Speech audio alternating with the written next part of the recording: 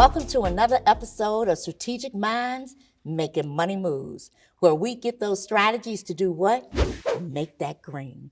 It is my pleasure and honor to welcome to the stage Courtney. She has a wonderful business on imaging.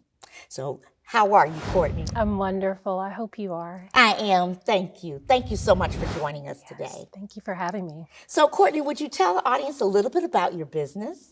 Absolutely. So, as she mentioned, I'm Courtney Robinson, CEO and personal brand stylist with Image by Courtney. And what I do is provide women with the inspiration and empower them to build a wardrobe that helps them to build their confidence and show up with authority in the workplace. Phenomenal. Because we all like to feel good. We all want to know that we're showing in our presence. Can you describe a little bit about how you go about that process and who you like to target as your audience? Sure. So I love working with entrepreneurial and professional women, of course, who are looking to make an impact visually, in their space. And so what I am currently doing is working one-on-one with my clients to basically do a total transformation. So we go through a wardrobe detox, a wardrobe refresh, and then a refine so that they have a wardrobe that reflects their entire life and allows them to show up in, just their personal power. Well, I love this methodology you're talking about. Can you give us a little bit, what is a wardrobe detox? What are those things that you're doing that truly helps a woman feel like, oh my gosh, it's kind like you're getting a makeover? What are those things? What does that really mean? Well, I'm really glad you asked that because a wardrobe detox, it sounds a little bit daunting, but it really is fun in the end. It requires the client to really put in some work up front. But what it does is make sure that you are getting rid of those things that don't bring energy, right? And that you're not wearing. We usually don't wear 80% of our closet. So we're only wearing 20% of what we own. So we need to get rid of those things that are not serving us well and start to add and invest in more of those things that do bring joy and energetically we feel good in. So that's what the detox is really all about. Okay, and then the next phase you mentioned, that's the detox? Yeah, so the next phase is the refresh. And so that's then really honing in on what your personal style is, right? I feel like every woman should have a style statement and be able to describe their style in 2 to 3 words. And so we really work through that process of making sure that you know and understand where it is you want to go with your style. And we start to come up with a brand board that represents where you want to go with that style. So that's what the refreshing is all about. Also within that, I work some on executive presence and how you're showing up in your business. If you're an entrepreneur, just how you want to show up and present yourself to the world altogether. It's really interesting because we know that first impressions are everything, regardless to whether you're selling something or you're going into work. First impressions are everything. Absolutely. And so, one of the things I've always been curious about, and I thought I'd take this opportunity to ask, because when we start to talk about imaging and we start talking about getting our brand together, do you do both casual and professional? Is it really just a professional look? Tell me a little bit more about that as we are trying to truly encompass our brand. No, that's a great question. And so that's the third phase of it all, which is refining. And so we built a lookbook, and the lookbook is dedicated to making sure that we cover every area of your life, right? So maybe you love to travel. Maybe you're into yoga. Maybe there are special things that you need within your wardrobe. And so it's not just all work and it's not just all play. We want to make sure that you have all the things that allow you to show up in every area of your life. That's awesome. I really love this business. I wish you nothing but success. This is just, it's one of those things that when you think about feeling good, there's nothing like, getting up in the morning, dressing and feeling good and saying, you know what, I'm ready, for whatever you may do that day, Absolutely. Casual and or professional. So why don't you share with the audience what you'd love to discuss today? So today, I've really been successful in working with clients one-on-one. As I start to expand my business and grow, I'd like to learn ways to merge into working with corporations and businesses more on, a corporate level, women who are in the C-suite, and just how to make that shift from one to many. And how do I do that in a way that helps me maintain, the feel and the integrity of my business, but allows me to reach more people and have more of an impact. Okay. How long have you been in business? 5 years. Okay, 5 years. Okay. Have you been in this general area the entire 5 years, or have you moved around? Yes, I have been in the general area. Yeah. Okay. All right. So people know your name. You have a lot of networking. You have a lot of you have people that you that you associate with, because you have been here a little bit of a time. I right? do. Okay, that's good. Well, when we think about expansion, and I will actually put myself in those shoes, because I was that busy corporate person. And I lived by my image consultant, right? It was like, she knew I was busy. Don't ask me to go and choose anything. Here's my style. Have it in the wardrobe room. When I get there, I try it on. I like this one. I don't like that one. Get it away, and I'm gone. Right. Because time is the most precious thing we have, right? But today it's a little bit different. As we begin to think about wardrobes today, the question becomes, how much are we utilizing technology to help us?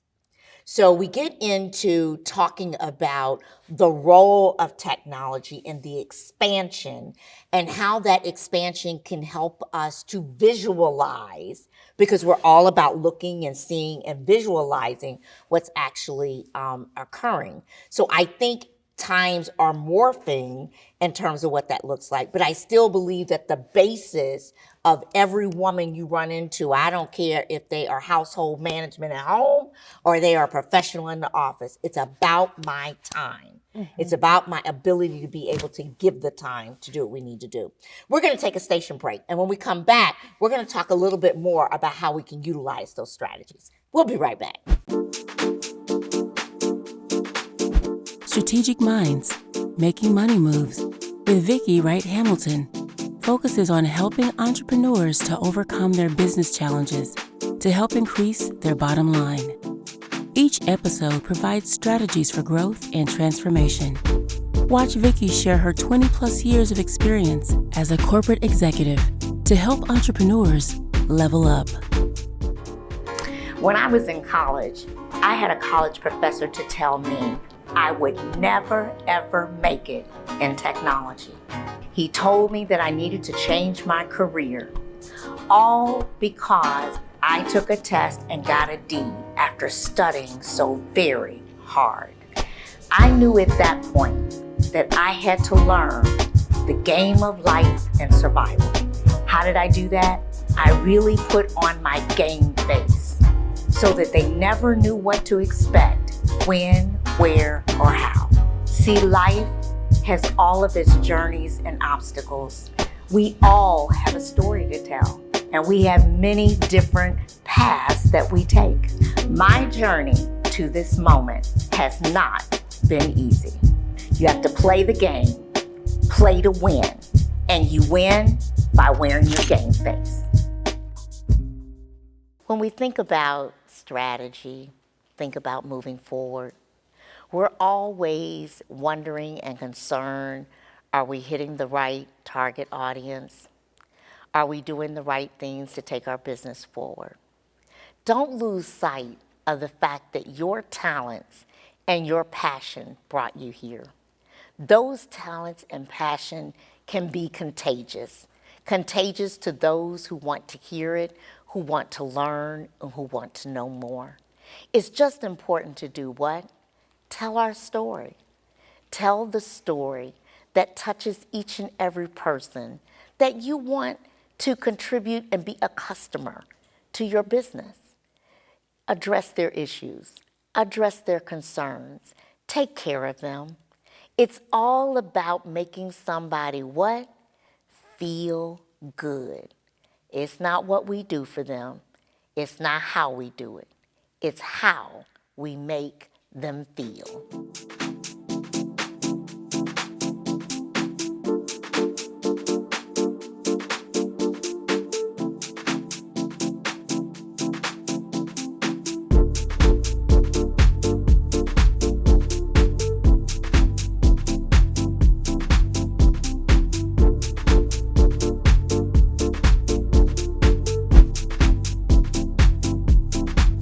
Welcome back.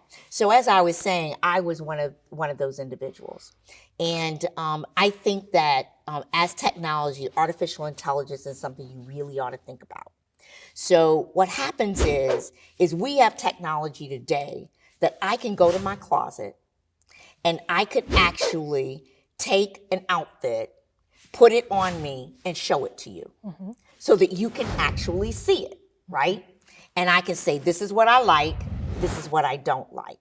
This is what I'm looking for, this is what I'm not looking for. Now, it's still one-on-one. You're not traveling, you're not in traffic, you're not trying to make up time, but what you're doing is you're relating to what they have. Well, guess what? You can do that with your own things. As you have things and products on your site, you can have different kinds of styles. Try this style, you like it? Try this style, you like it? What do you think about this color? What does that color palette look like? So as you're going through each one of these phases, a phase can be tied to the technology that you're using, right? So now I can say, I don't have to buy it and then wonder what it's going to look like, or I don't have to take time to go try it on and I'm not sure. I actually see it, right? And visualization is everything. Those pictures are everything. Absolutely. So I do think that there's opportunities there on the technology side that you can leverage as you're moving forward. And our mobile phones do all of that, right? You know, in terms of positioning things. I was at Home Depot and I was looking at a coffee table, and all I had to do was sit in my room, in my living room, and put the coffee table, and I said, I like it, right? You know, kind of deal. Exactly. So I do think that there's opportunities you continue to do that. Now, let's really talk about, how do I get to that corporate woman? So I'm gonna give you a little secret. I'll tell you how it worked when I was in corporate. I won't mention the company, but what I will mention is that the very first top executive African-American woman that was in the company, everybody watched how she dressed, how she spoke, what she did. She developed a relationship with a particular brand, and it became like a hot potato. If you wanted to be in that circle, part of that group, everybody went and bought this brand, right? If you didn't go and buy this brand, was like a subliminal message that, you know, I'm not part of this. I'm not doing this. Well, what ended up happening is the image consulting that she had it was actually through a store, became multi-million-dollar off of a very few of us. Okay, simply because it was about the culture. It was about the fitting. So what I will say to you is that every organization has an image. So I want you to take your same concepts of a beauty image of a woman, look at the image of that organization. What kind of image are they? And let's go old school. IBM was the white shirts, the red tie. We all knew that, right? But what is the culture of that organization? Build a relationship with some of the influencers in that organization. So the question becomes, how do we find the influencers? How do we know who the influencers are? They're on panels. They're being written up in art magazines. They're in articles. They are in the forefront. You see them at events. You go to a conference, you see them. You see a women's group, the women's group that they have, and you see all these women there. And what you'll find is you see the same women over and over again, which allows you to build a deeper relationship, right? And again, letting people see you in that environment with those influencers. It only takes a word of mouth of one. Same thing happened when there was a person who was doing jewelry in the location, right? And everybody go, oh, I love your jewelry. Oh, let me tell you where I got that from. Exactly. Right? It's the same kind of opportunity, but it's about the power of the influence. Right. So find those influencers. I will also tell you that I was doing some research as I was thinking about this opportunity, and we have over 20 significant women-targeted large events in the city of Atlanta across industries. So it might be a technology industry, accounting industry, whatever, across industries. There is no reason why you couldn't have a majority of those people that are attending these cross-functional events, so different people for different roles, sure, to allow you the ability to grow your business. But it's about what kind of sponsorship can you give? What does that look like? And how do we make a sponsorship that someone wants? How do we put together a package that someone says, I want that, right? Mm-hmm. I want you to do this. I'm sitting here thinking of a couple events that I know are coming up, and they give goodie bags. I'm like, oh my God, it'd be great to have your information in a goodie bag, right? Where you're there, you're showing, you're able to give them input so that they have something to go back on when they go home. Right. And what that looks like, okay? And making that happen. And I think that we're gonna take a station break, and when we come back, I have a couple more things that I wanna talk about in terms of how do you expand just beyond you. Sure. And then we'll see if we have a question or comment from the audience. We'll be right back. Strategic Minds, Making Money Moves with Vicki Wright Hamilton focuses on helping entrepreneurs to overcome their business challenges to help increase their bottom line. Each episode provides strategies for growth and transformation. Watch Vicki share her 20-plus years of experience as a corporate executive to help entrepreneurs level up. When I was in college, I had a college professor to tell me I would never, ever make it in technology. He told me that I needed to change my career, all because I took a test and got a D after studying so very hard. I knew at that point that I had to learn the game of life and survival. How did I do that? I really put on my game face so that they never knew what to expect, when, where, or how. See, life has all of its journeys and obstacles. We all have a story to tell, and we have many different paths that we take. My journey to this moment has not been easy. You have to play the game, play to win, and you win by wearing your game face. When we think about strategy, think about moving forward, we're always wondering and concerned, are we hitting the right target audience? Are we doing the right things to take our business forward? Don't lose sight of the fact that your talents and your passion brought you here. Those talents and passion can be contagious to those who want to hear it, who want to learn, and who want to know more. It's just important to do what? Tell our story. Tell the story that touches each and every person that you want to contribute and be a customer to your business. Address their issues, address their concerns, take care of them. It's all about making somebody what? Feel good. It's not what we do for them. It's not how we do it. It's how we make them feel.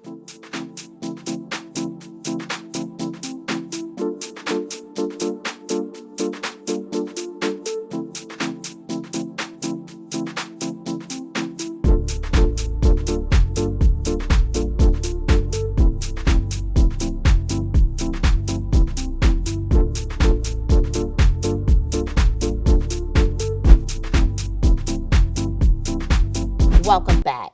I know one of the hardest things is you can't be in 50 places at one time, and some of it is scale. And so I think that there are opportunities for you to partner with fashion schools, with schools that have students and internships, because you need to begin to build your successors. You also need to begin to build your team.